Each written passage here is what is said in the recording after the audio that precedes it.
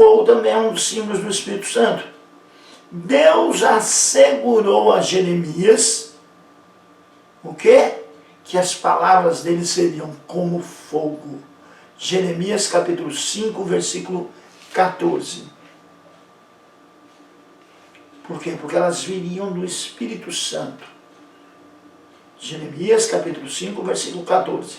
Portanto, assim diz o Senhor, o Deus dos exércitos: porquanto disseste tal palavra, eis que converterei as minhas palavras na tua boca em fogo, e a este povo em lenha, e eles serão consumidos. Olha aí o poder da palavra de Deus na boca do profeta Jeremias. Em certo momento, Jeremias quis parar de mencionar a Deus, quis parar de profetizar. Mas vamos ver o que aconteceu quando ele quis parar de profetizar. Capítulo 20 do profeta Jeremias, versículo 9.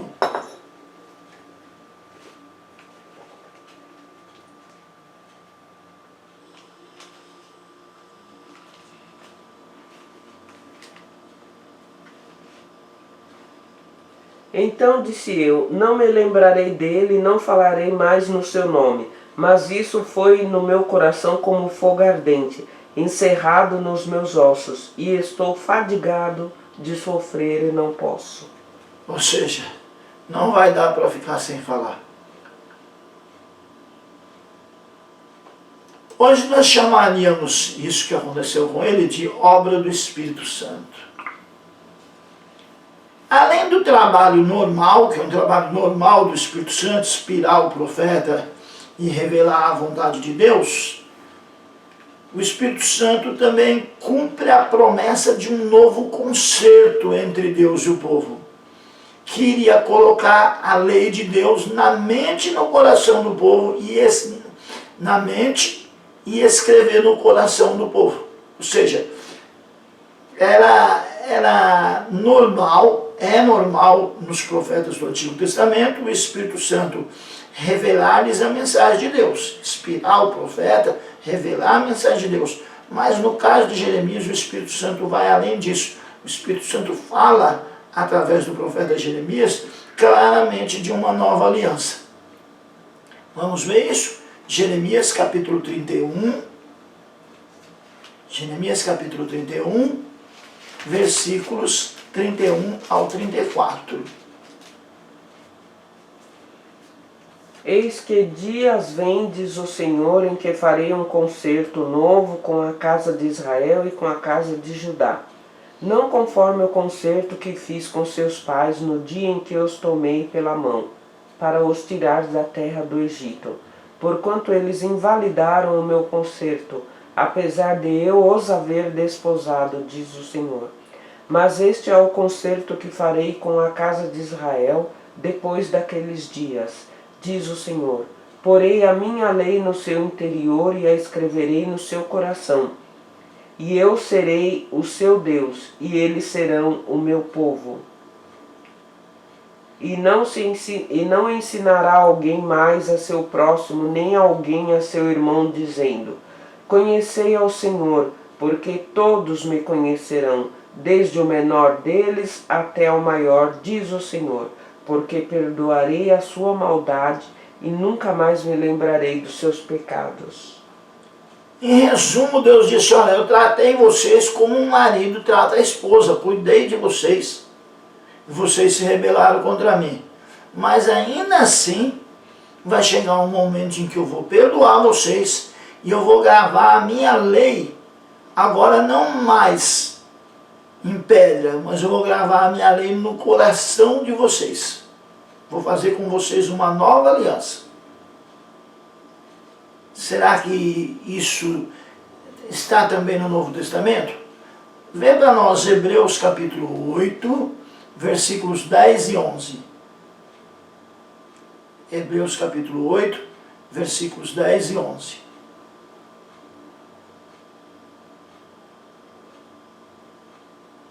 Porque esta é a aliança que depois daqueles dias farei com a casa de Israel, diz o Senhor. Porei as minhas leis no seu entendimento, e em seu coração as escreverei, e eu lhes serei por Deus, e eles me serão por povo.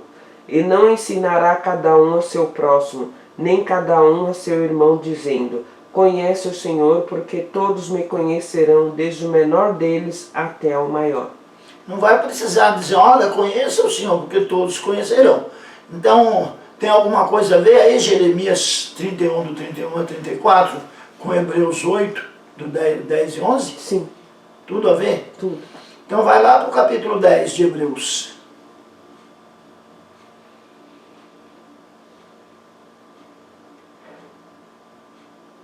Hebreus capítulo 10. Lê os versículos 16 e 17. Hebreus 10, versículos 16 e 17. Esta é a aliança que farei com eles. Depois daqueles dias, diz o Senhor, porei as minhas leis em seus corações, e as escreverei em seus entendimentos, acrescenta. E jamais me lembrarei de seus pecados e de suas iniquidades. Ora, onde há remissão destes, não há mais oblação pelo pecado. Tudo a ver? Tudo.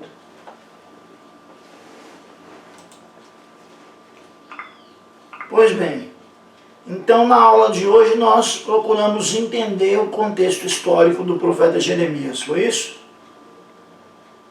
É verdade que a história ela é um tanto complexa, porque tem 3 nações envolvidas aí, tem a Babilônia, tem a Assíria, 4 nações, né? A Babilônia, a Assíria, Judá e o Egito. Mas deu para ter uma noção geral do contexto histórico do livro do profeta Jeremias. E nós procuramos também analisar os oráculos, as profecias do profeta. Deu para ter uma ideia? Deu para fazer uma análise das profecias do profeta? Sim. O que você achou da nossa terceira aula dos profetas maiores?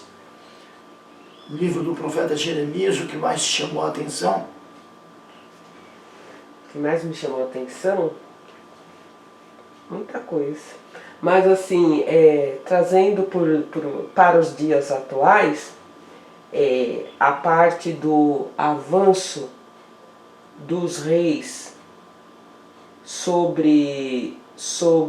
em guerra, isso me trouxe hoje, pensando nos dias de hoje, a ganância, né?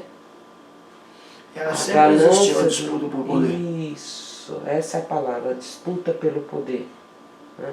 Então eu fiquei pensando, enquanto a aula transcorria, se as pessoas se conformassem com eles já tinham poder, com o poder que elas detinham, né? Isso não traria tanto sofrimento para tantas nações, tanto derramamento de sangue.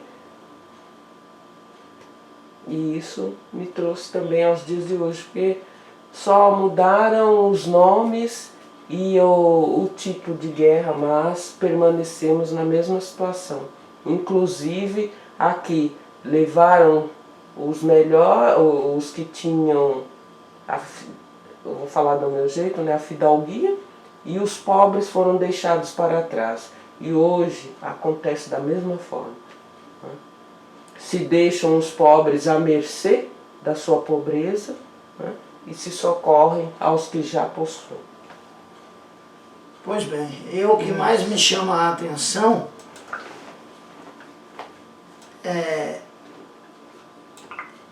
o pecado do povo e a disposição de Deus em perdoar e ainda fazer uma nova aliança. Então nós chegamos ao final dessa nossa terceira aula desse grupo de livros chamado Profetas Maiores. Façamos uma oração para encerrarmos. Pai, em nome de Jesus Cristo, seu amado Filho, que é poderoso e fiel, em cuja presença nos encontramos nessa tarde, nós lhe damos graça, papai, por esta aula, por aquilo que aprendemos e pela tua presença nas nossas vidas. E te pedimos, papai, ajuda-nos a guardar nos nossos corações para não pecarmos contra ti. Nós te pedimos e te agradecemos em nome de Jesus. Amém. Amém.